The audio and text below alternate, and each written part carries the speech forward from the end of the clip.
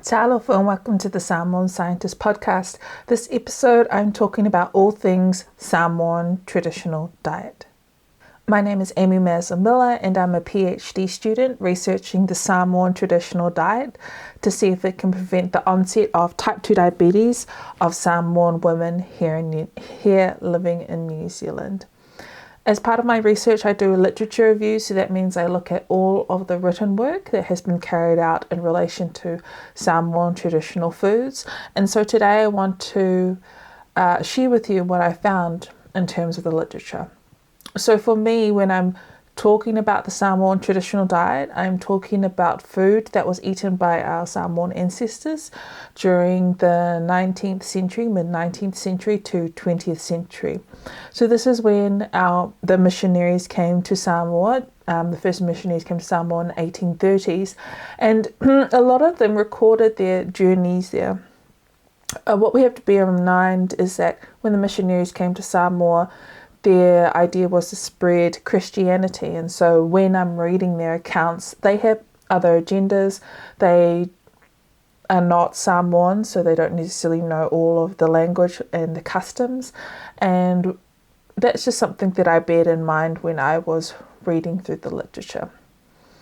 For us as Pacifica, food is not of nutritional value, of sustenance. It also has a really important cultural significance. And when we look at our Samoan food, they are present within our ceremonies, within our celebrations, and there are certain hierarchies even today that certain foods are presented at special events. And this is what I similarly found within my literature review. So when I talk about the Samoan traditional diet, I'm referring to the food that was consumed during the 19th to 20th century. And so from the missionary accounts and also one anthropologist's, the following foods that were mentioned quite often in the literature was yam, breadfruit, banana, taro, and fish. And so those were seen to be part of the traditional diet, foods that were eaten every day. Now, when we're talking about the 19th and 20th centuries, when it comes to cooking food, the main type of way of cooking food was through the umu. So it's a traditional earth oven. So that means the food is cooked above ground, unlike Maori who have the hangi, their food is cooked in the ground. So with us, we essentially bake foods on heated rocks. And so there are different ways that people create umus now, but essentially you'll create a fire and then you would place riverbed rocks on top of the fire to heat up the rocks. It is really important that you have riverbed rocks because just normal rocks will actually explode when they're heated. Once the rocks are heated enough, then you would place the food on top. So if we're thinking about in the early 19th century, there's going to be your kalo, your ulu, your fa'i, also palasami. So palasami is a coconut cream, which is wrapped up in kalo leaves. And so balsam was mentioned a lot as well within the 19th and 20th century. You then seal the food with a first layer of fa'i leaves, ulu leaves, and nowadays the outer layer being sacks or old mats. I believe back then it would just have been more leaves. And there are variations of how people create the umu nowadays. So the Samoan umu was the main way of cooking food back in the 19th century, but also it is still practiced today in Samoa, particularly when we have kongai, so Sunday lunch. What I found really interesting was that there was another form of cooking which was called masi pits. And so these were primarily used for fermentation of ulu. So big pits were dug out. It depended how much the village had left over. They would then place surplus ulu into these pits. They would line the layer of the masi pits with wha'i, ulu, and new leaves. And the breadfruit was prepared by just scraping the skin off and placed into the pit. The pit was then covered with ulu leaves again, I think wha'i and new leaves as well. And it was then placed in there to allow to ferment. I actually don't know if another layer of dirt was placed on top. Please tell me if you know that. And so the ulu was left in there basically when it was required. And so what I read is that the masi pits were used as a source of food if a cyclone had happened, because when the cyclones come through, they damage a lot of the trees and a lot of the food. So the food is either whipped off the trees, or the trees have been blown over and there's no food. So the masi pits were a great backup source for severe natural disasters like that. So once you're ready to get the ulu, the pit is then opened, and then the ulu is crushed by hands and then created into cakes, wrapped in banana leaves, and then cooked in the umu. So it's kind of like a ulu bread loaf, fermented bread loaf. And the great thing about when the masi was cooked was that it was tough enough to keep for a long amount of time, and so they were actually used on sea voyages because they could last long periods at sea. So the main form of cooking was the Samoan umu, but also masi pits were used particularly in times of natural events like cyclones. One of the key crops that were mentioned was galo. So taro is a tuber crop, which means that the corn is grown underground, and that's the primary food that is eaten. We also, in the Samoan culture, eat the galo leaves, and that was really the only main green leafy vegetable that was mentioned throughout all of the accounts from the missionaries. So the galo leaves were used as parcels, either packaged with coconut cream, and that was referred to as balosami. The way that we cook the galo is that we would scrape off the skin, and then we would bake it in the umu, so place it on top of the rocks. I had also talked briefly in another podcast about the Samoan food calendar, and so galo was also part of the Samoan food calendar described by Turner in 1889. So Muriwha was the month of September, and it was signified as the end of the stem of galo due to dry weather. So the seasons of the calendar were more governed by the type of crops that were grown, not by the months that we have in our Gregorian calendar. From missionary accounts, Samoans would predominantly eat ulu, and the other half of the year they would depend on galo as their staple carbohydrate, which is interesting because I feel now that galo is more dominant within our diet in terms of if we're looking at Samoan traditional foods. During the 1900s, the planting of the galo as well as the ta'amu, which is the giant taro that we have in Samoa, were carried out on the south coast of Upolu, and on the northern side of Upolu, planting of galo, wha'i, coconut, coconut occurred in January. So this was an account from, again, a non-Pacific, I think it was like a geographer in 1955, they saw that there were different planting areas for particular crops so that grew well. So they recorded that on the northern side of Upolu there were a lot more taro, bananas, cocoa and coconuts planted. Back in 1931, Buck had recorded that the galo was planted using the oso. So it's a thick wooden stick about 152 centimeters to 182 centimeters long with a blunt end. And so that would have been stabbed into the ground to create the holes to plant the tiapula, which is the top of the galo. So it's a cutting that we use in order to grow the galo.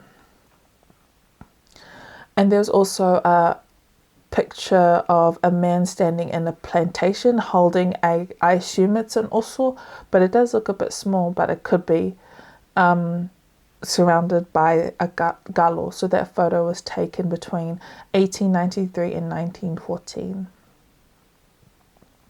So during my readings, I also came across yam, so we call it uwhi, which is really interesting because uwhi is not common in Samoan now, but back in the missionary accounts it was a common plant. So uwhi is actually a vine plant, and it takes a lot of time for it to grow. It was commonly baked or boiled, so baked in the omo, the Samoan traditional oven. There were several varieties of yam in Samoa. Some were cultivated, others were grown in the wild. So what is really interesting is that when we look at the Samoan seasonal calendar, the yam was a very important part of the Samoan seasonal calendar. So January, February, March and May were the crucial times of the year related to the yam crop. So the month of January, Utuva Mua, has a range of interpretations, but the first was that the yam digging, which states that the uwhi harvested from the wild were dug first, so that's in the month of January. February to Utuva refers to the continued digging of the yam crops, so we're still harvesting during the month of February. And March was fa'afu, and it's described as uwhi vine and other plants wilting, so dying off. So from January, February, we have the harvesting of the yams, and then when we come to March, that is the end of the yam season. May, anu is the uwhi stem that has been crushed, equating to the month being unsettling due to the change of seasons. So the uwhi was an essential crop of the season, and many months were named after the yam. But I found it really interesting that the yam basically dictated the majority of the Samoan seasonal calendar. So in my mind, it shows the significance of the crop. This was only one recording that mentioned this, but during Buck's records, who was an anthropologist during 1931, he recorded that the uwhi was a scarce crop that required much labour, and so the scarcity of the uwhi may have contributed to its chiefly status, as it was an essential food that was presented to visiting chiefs, along with the galo taisi, which is a galo dish, new and chicken. So if the pigs and galo were scarce within that village, then the uwhi, the yam, would have been served to the chiefs. And so for me, that emphasizes their chiefly status. And so with that account by Buck, then it also makes me think, well, if it was a crop that required much labor, does that mean it's qualified within the Samoan traditional diet? But then other missionaries talk about it quite commonly, like that was always present within the Samoan food that people had every day. What is also interesting is that parts of the yam, such as the leaves, tubers, rhizome and stem, so that's stem coming out and the rhizomes, the little ones coming out, for medicinal purposes, including heart attack, diabetes and cancer. And so further on within my literature review, I discuss health benefits of each of the foods, which we talk about within another podcast episode, because that is really interesting to learn about the health benefits and what has been done so far. Moving on to ulu. So breadfruit. Breadfruit is actually a starchy crop. It's not a crop.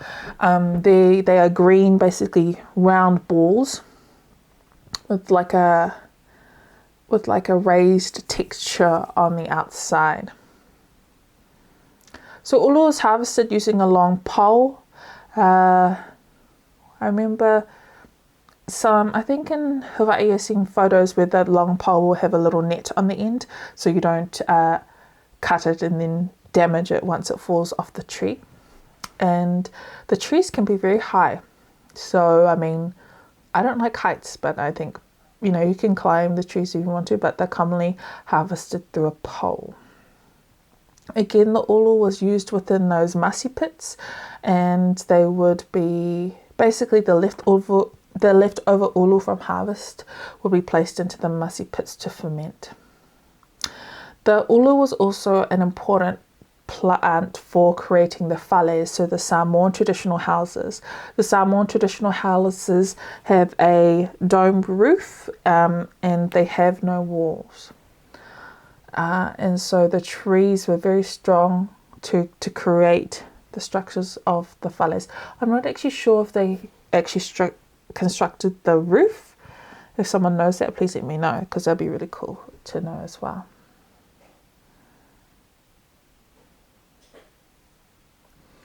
Moving on to coconut, niu, which we call on Samoa.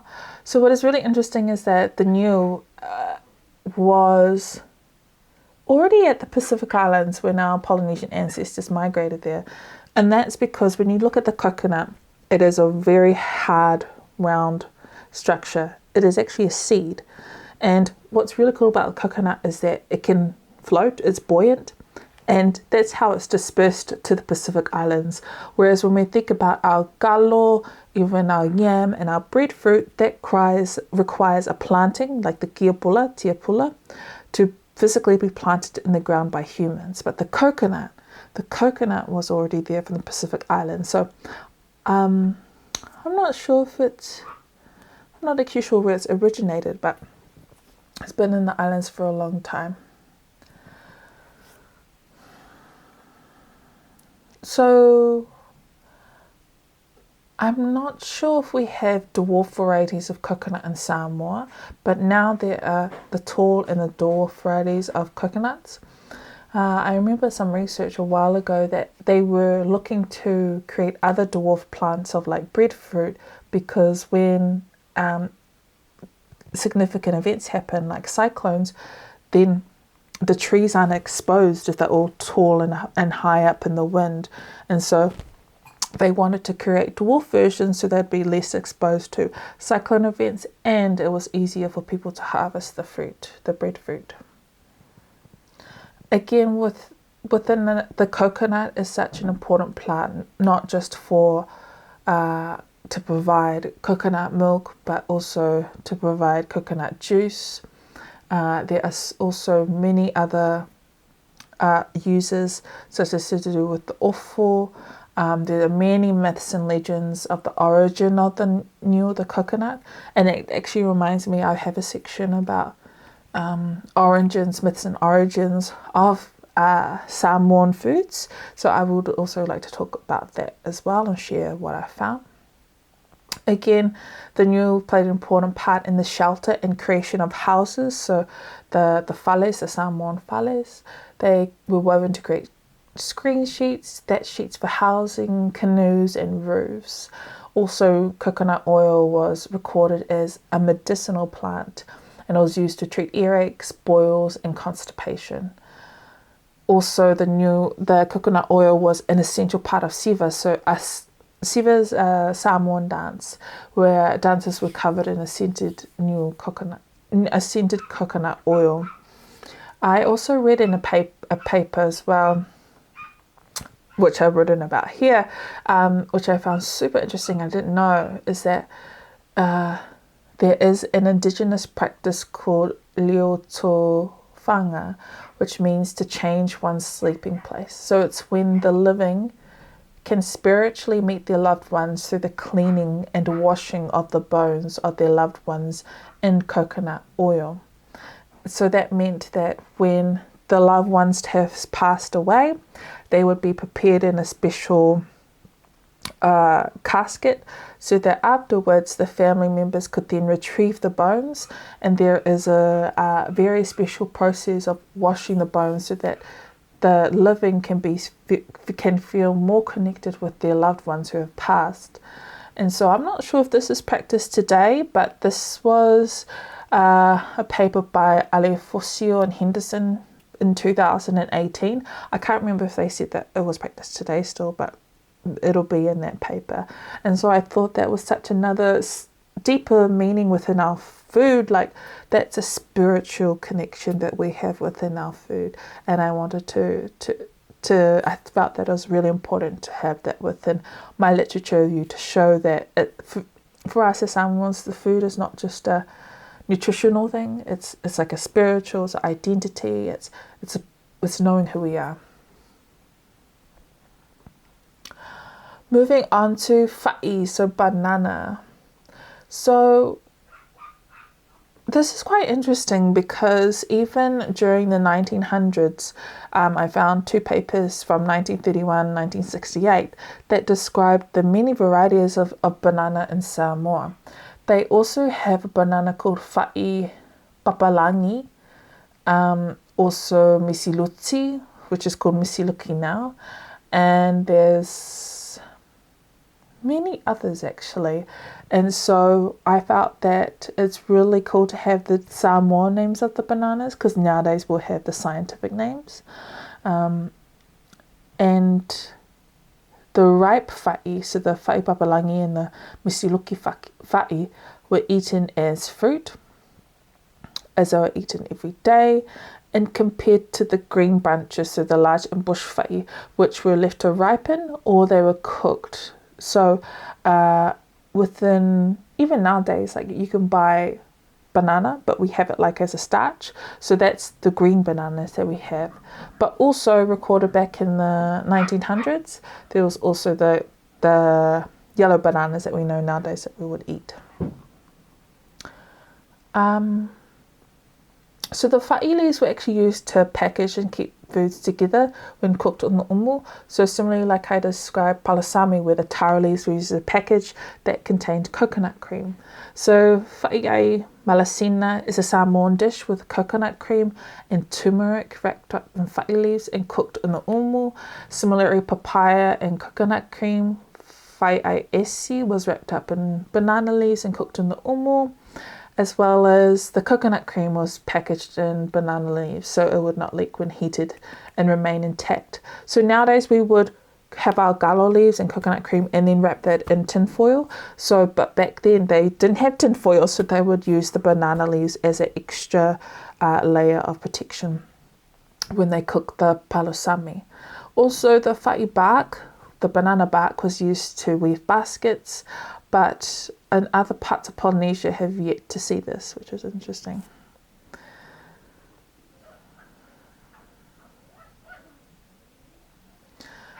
Buck, who was an anthropologist in 1931, had recorded that green fa'i were ripened through a process known as whaautanga. So that meant when green banana bunches, they prepared by dipping them in seawater before being placed into an oblong pit. And the pit was where the green bunches of banana were lined with coconut and banana leaves. And some coconut husks were occasionally lit and placed into the pit with the banana.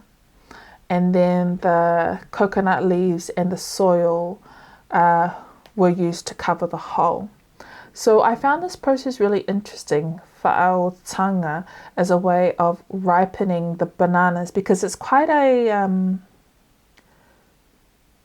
process to do that. I don't know, I feel like nowadays if we were to do that, like that takes a lot of time, but that may have been a quick way of ripening the bananas.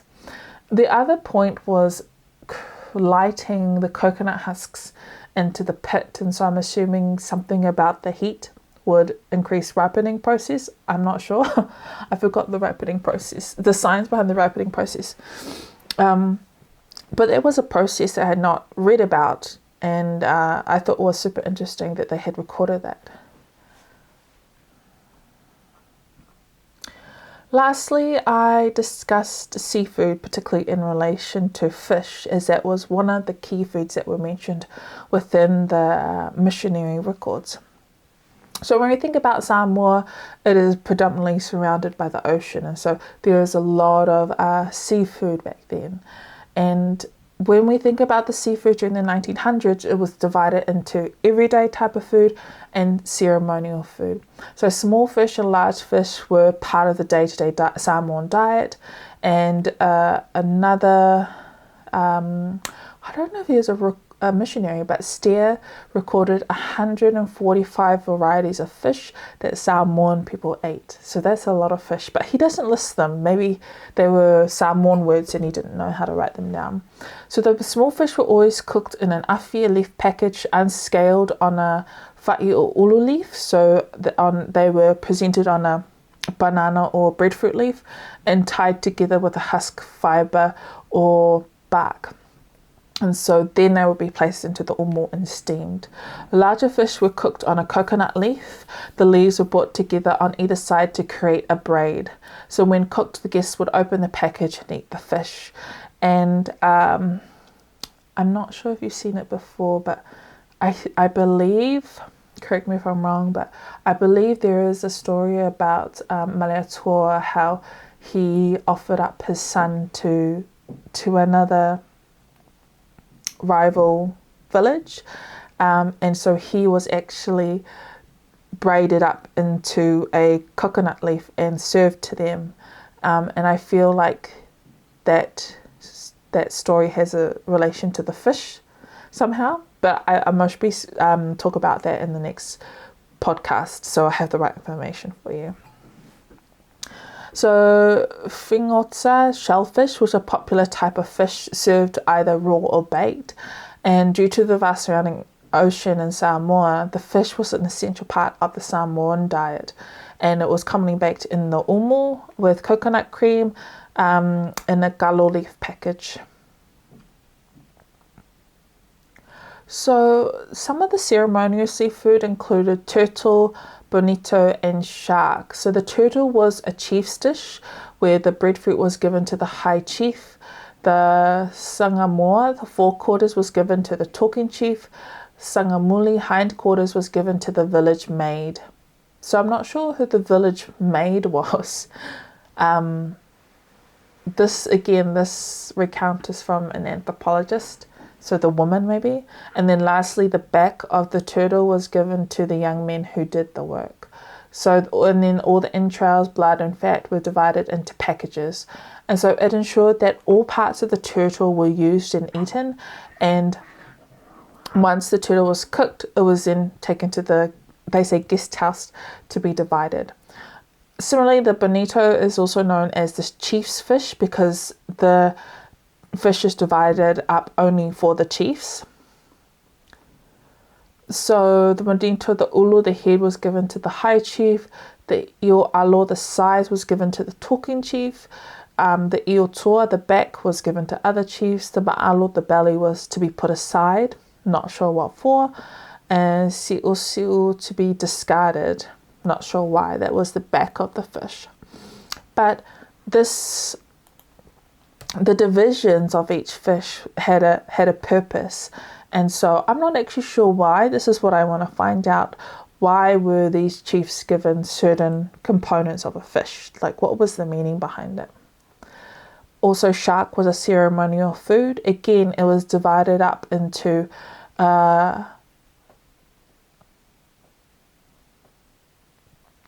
certain divisions. So the ulu, the head, was given to the taupo. So the taupo was the isn't she the like woman chief? Oh, no internet. I know you guys are yelling it at me, but like what the taupo is. I just feel like I should know that. I'm just gonna search it up now.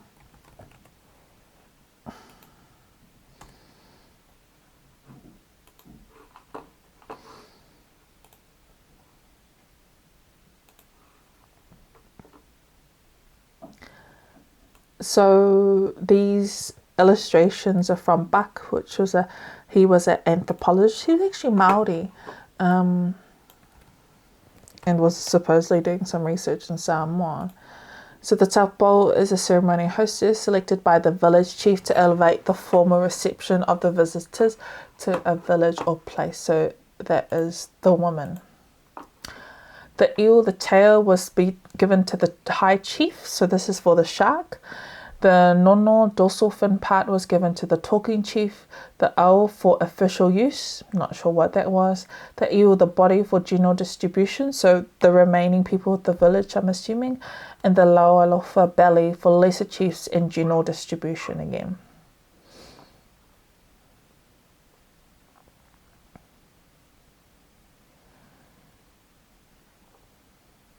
So when we talk about these seafoods, the small and large fish were eaten every day and they were baked in the omo.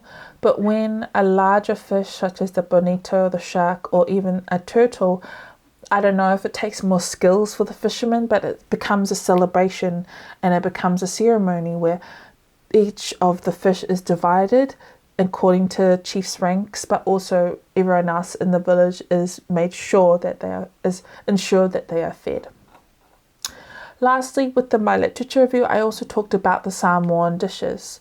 So from the 1800s to the mid-1900s, Samoan dishes were recorded by Buck, Turner, and Tuvale. So these are missionaries, anthropologists. The description of the dishes are similar, and most dishes consisted of coconut cream, vegetables, meat, or seafood. So we have palasami, or palasami was one of the preferred dishes of the Samoan diet. The details of the Samoan dishes vary in their records, and much food was cooked in the open flame, in the umo, or fermented in the masi pits. The Samoan traditional food was grown and harvested and prepared by the people locally, sourced from the environment, because during the 1800s and mid-1900s we did not have supermarkets, and there were no additions of other preservatives, including sugar as well, to the Samoan dishes. So I don't think sugar wasn't available at that time. So I also wrote that there were vegetable, meat, or seafood. And so what is interesting is that meat was only mentioned occasionally. There are some dishes here that I have never heard of, and I don't think people would want to eat it nowadays. I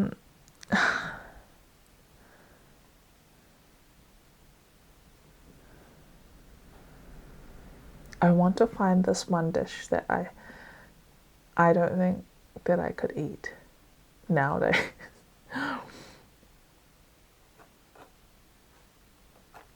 So I go and explain different type of coconut dishes, taro dishes.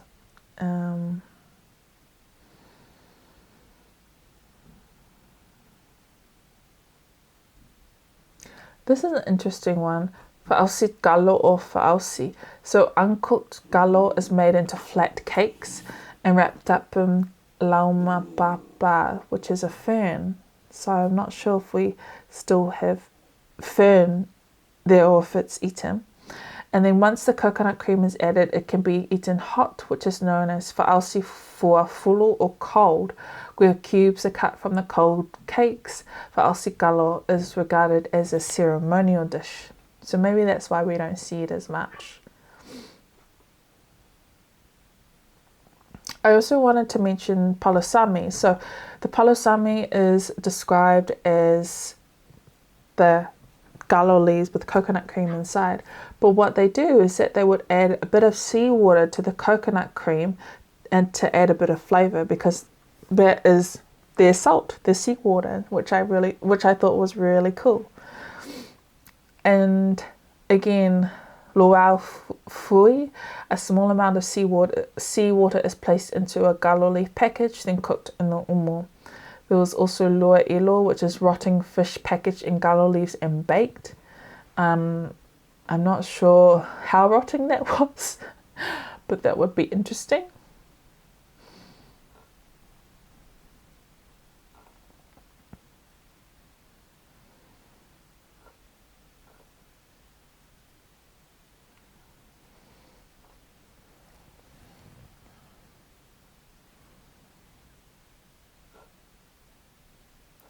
There was also a record of poi within banana. So ripe fa'i were peeled, mashed with the hands of the person preparing poi.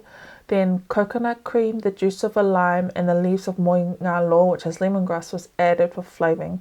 The preparing of the poi was sometimes prepared in front of guests to give them attention. And so this is really interesting because I don't remember poi being common within our Samoan culture, but it is still popular in our Hawaiian brothers and sisters culture. And so I wonder if anyone is still practicing poi today, or that tradition of making foods is long gone now. I was trying to find that that really weird dish. I think it's sami lolo. So a large coconut is pierced from the top and the juice is poured out. So the empty coconut is then filled with seawater and corked with a dry banana leaf and left for a fortnight. The water and the new meat, so the coconut meat, are shaken out and cooked in galo leaves as a package. So it's like fermented seawater, fermented coconut meat and fermented coconut with seawater. So that's an interesting dish, samilolo. I'm not sure if I would want to try that again. No. So for my research, I look at the literature to see what has currently been written about the Samoan traditional diet.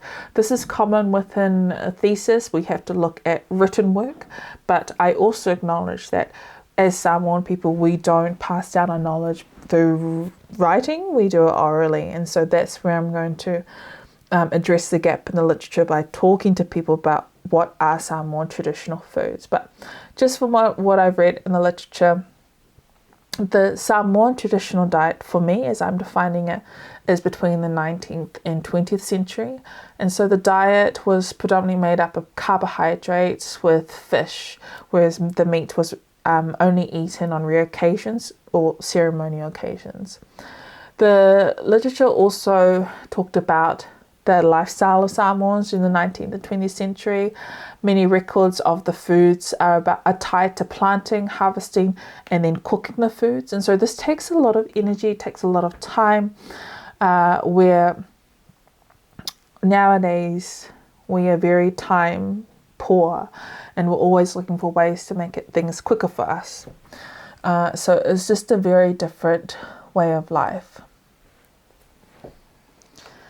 So the common foods that were mentioned within the Samoan traditional diet from the 19th to 20th century were taro, yam, breadfruit, coconut, banana, as well as fish, so like large and small fish.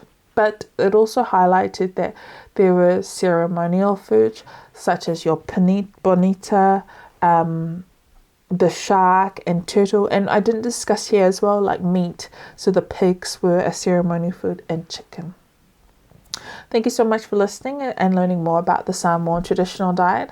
If you're wanting to know more about any other foods, let me know and I can do another podcast about that. Thank you so much for listening.